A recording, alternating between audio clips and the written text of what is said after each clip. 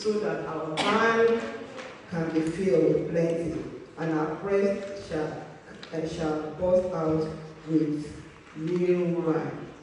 You know, your substance speaks before God. You know, a lot of time when we are talking about giving to the things of God, sometimes we are a bit laid back because we are thinking, no, I don't want to give to God. I know what I'm doing, but let me tell you, your substance speak volume when it comes to giving to God. Even though we know whatever you give in the house of God is for the propagation of the gospel, is for the maintenance of the house of God. But when you give, I'm telling you, it pleases God. Let us open our Bible to Genesis chapter 4, verse 3 to 7, so that we can see what happened with the giving between two people. Genesis chapter 4.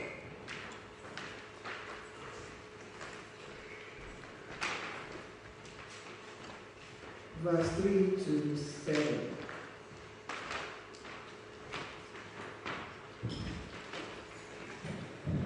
And in the process of time, it came to pass that Cain brought an offering of the fruit of the ground to the Lord, and also brought of the firstborn of his flock and of their fat.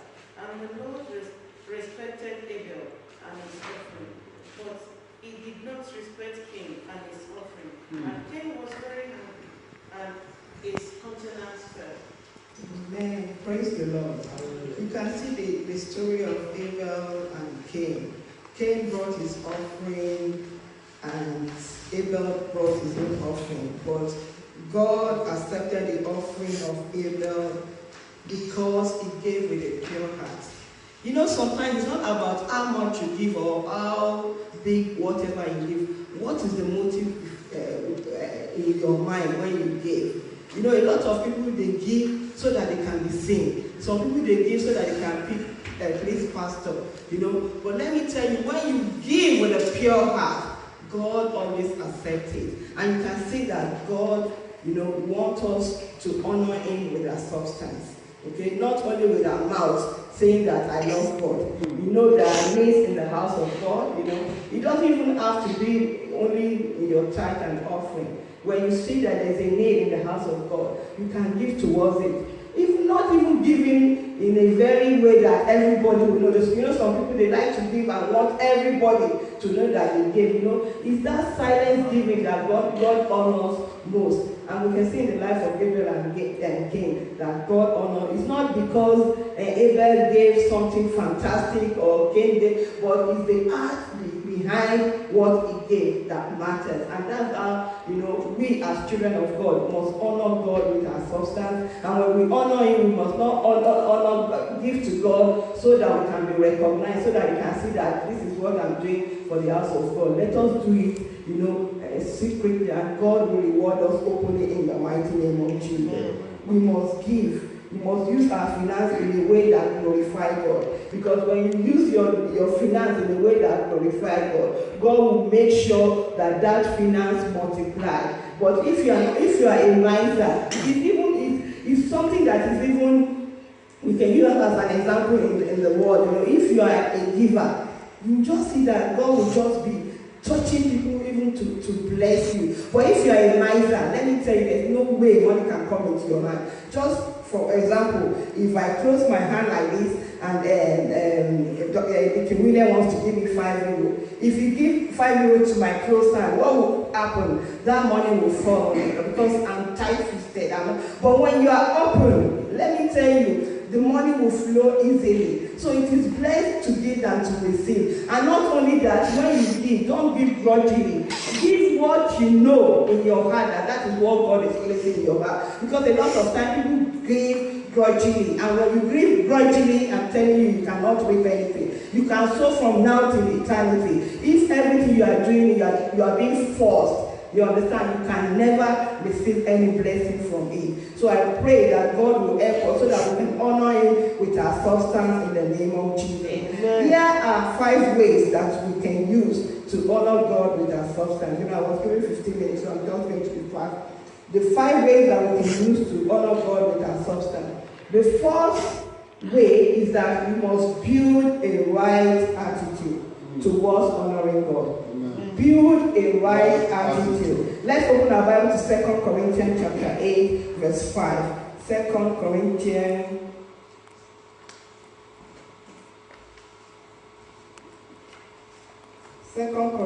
chapter 8, verse 5.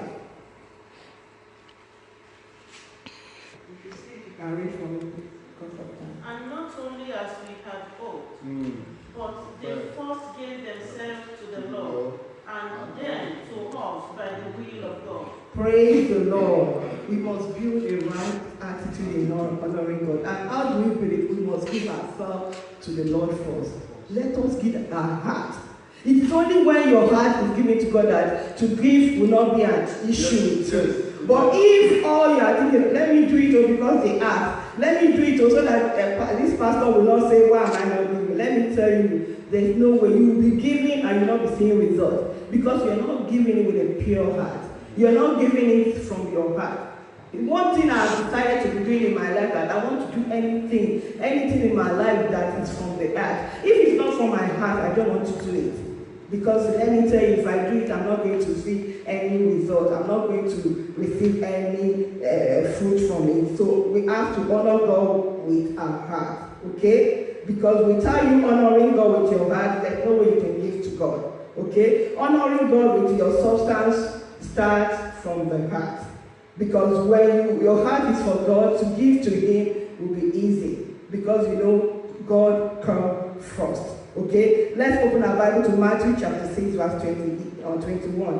Where, let me just say what it says. It says, where your treasure is, there your heart will also be. We must make our substance serve God, serve us and others. Not us serving money, not us serving our substance. Because wherever your treasure is, that's where your heart will be. So if your heart is for God, you know to give to God, to give to the things of God will be easy because we know this I'm giving, I'm making God first in my life and I'm ready to give because my heart is Him and is the one that is leading and directing me. I pray God will minister it more in our spirit in Jesus' name. The second way we can use to honor God with our substance is by helping those in need. You must, if you want to honor God, you just try it.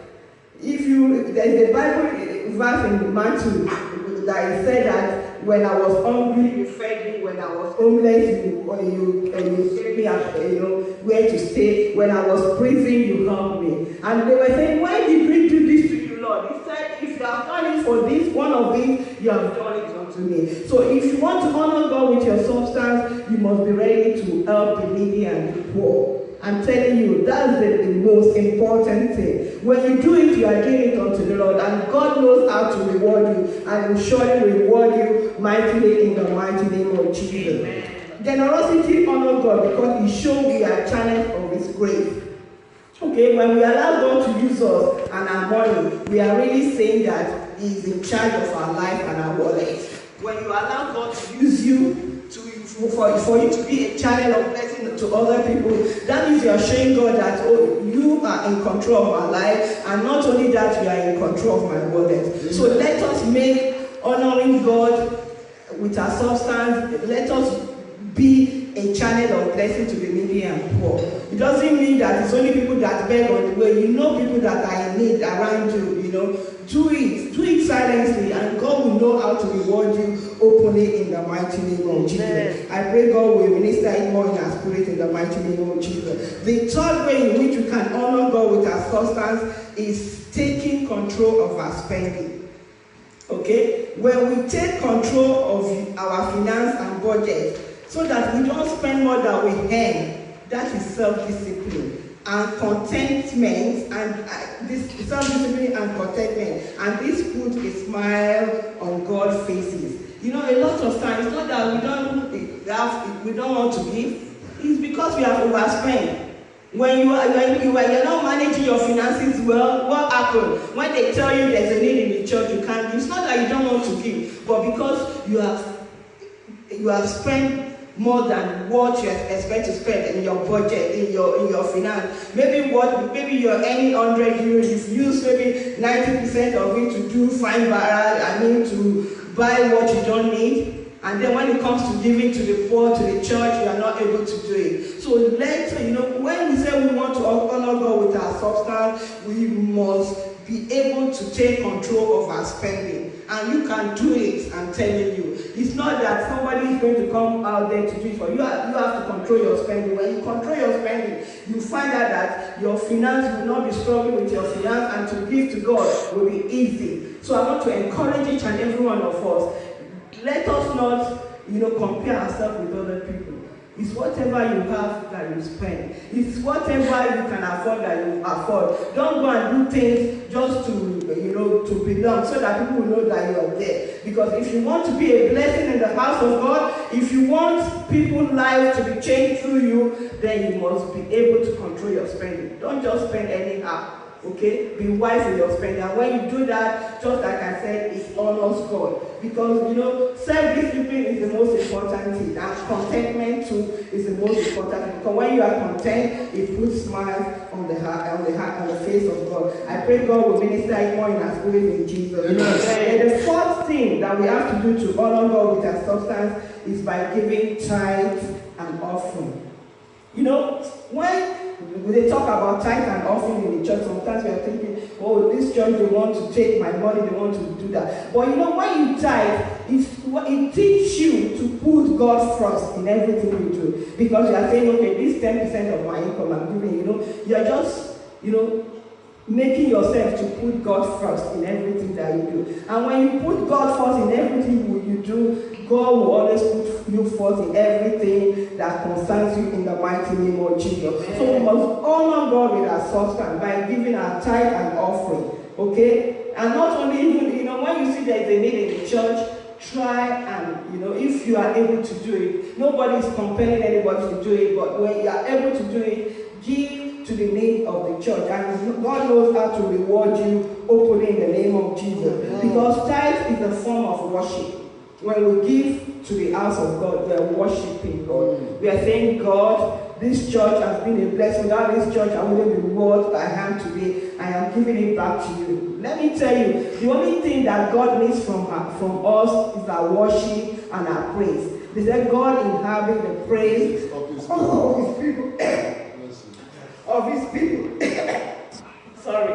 God inhabits the praise of his people. And because he inhabits the praise of his people, when tithe, as they said, is a form of worship. When you give to God, you are worshiping God, and he inhabits your finance. And you make sure that your finance increase in the mighty name of Jesus. I think we'll make sure that your finance increase in the mighty name of Jesus. So tithe is a form of worship and expression of our love, our faith, and our devotion towards God over money.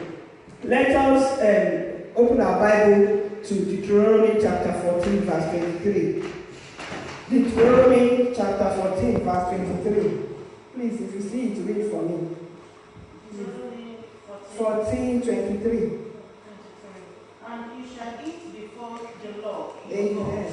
in the place where he chooses to make his name abide. Amen. The tithes of your grain and your new wine and your oil,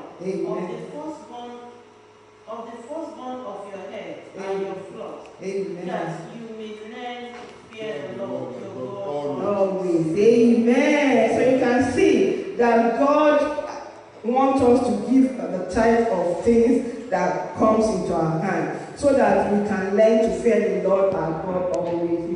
Like I said, tithe is just to teach us to put God first in everything we do. Like when we do it, you will see that things will just be happening in a way that you cannot even understand, that you cannot comprehend. So I pray God will help us so that we can give our tithe and offering without grudge in the mighty name of Jesus. And that we do it from our heart. We have to have a revelation. Let me tell you, a lot of people are paying tithe and offering and they're not seeing results because they haven't got any revelation about it. And if you don't have any revelation about what you're doing, you can't see the fruit. You will not see any results that will come out of it. So I pray that God will help us so that we can honor God in our tithe and our offering in the mighty name of Jesus. Yeah. The last but not the least of how we can honor God is we can honor God with our substance by building our income.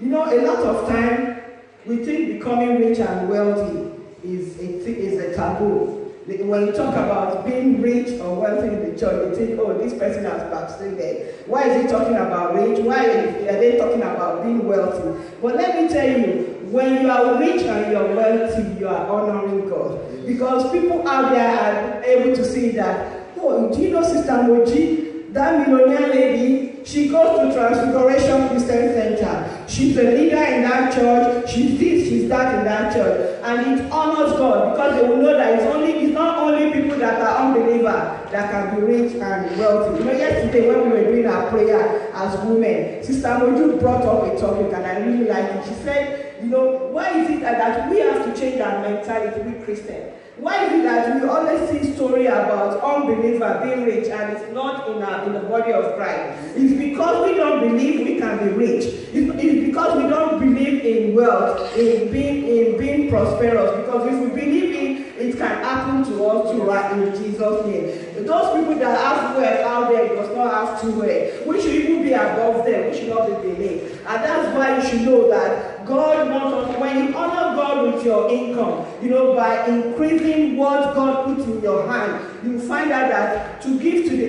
work of God will be easy. I'm telling you, just like I said, who doesn't want to give to the things of God? Nobody. Who doesn't want to give to the poor or the needy? Nobody. But why we are a bit laid back or stingy about it is because what is coming into our hand is so little that we are thinking, oh, if I give this, what is going to happen to me? But when you honor God with your substance and you are doing what you can do so that you can build your income, let me tell you, God will surely make sure that you excel in everything that you do in the name of Jesus. Because becoming rich and wealthy honor God as long as it is achieved in a righteous and honest way. I'm not saying that we should go and do Yahoo Yahoo or to go and do 419 or to go and play lotto before we can be rich. But when we do it in an honest way, in a righteous way, let me tell you, honor God. And we are able to even go out there and people will see that we are serving a God that expands our coast. And I pray God will expand our coast in the name of Jesus. Amen. Okay, and building income, like I said, always come because we are excellent in what we do. So, brothers and sisters, yes, I want every one of us to give to God, but everything that you're doing now, start becoming excellent here. Because it is in you becoming excellent that you can increase. And when you increase to give to the work of God, it will be so easy. Amen. Okay? You don't have to have only one income. Look for other source of income so that your band can increase, so that you can enlarge. You see what we read in the Bible that, you know, give God, when you give your band will increase. So let us build our income, okay? Because excellence and diligence honor God. And for some of us that are not doing anything with our life right now, let's start thinking of how we can make our life better for other people. Because when you are diligent in everything you do and you have an excellent spirit, let me tell you, your income will increase. And when your income will increase, when they ask, like I said, this is Tambojina become a millionaire. Our pastor said, I saw a building there for 100,000. What do you think Sister Moji will say? Somebody will say, Pastor, don't even announce this in church. I'm going to pay the 100,000. So please, we have to all stand up and be who God has ordained us to be. Amen. Because we are the head, we are not the tail. We are above, we are not beneath in Jesus' name. If we want to see great things happening in our life, we must start honoring God with our substance. And let me tell you, you have to start from little. Amen. Even though I know where we are now is not where we want to be. But let me tell you, start from 100 euro per week that you're getting, 50 euro per week that you're getting. Honor God. Pay your tithe, pay your offering. When it's time for Thanksgiving, even if it's only €1 you have, and you know you are genuine, that is the only thing you have, give unto God. And when you give, I'm telling you, God will always reimburse you, will increase your pocket in the mighty name of Jesus. So my prayer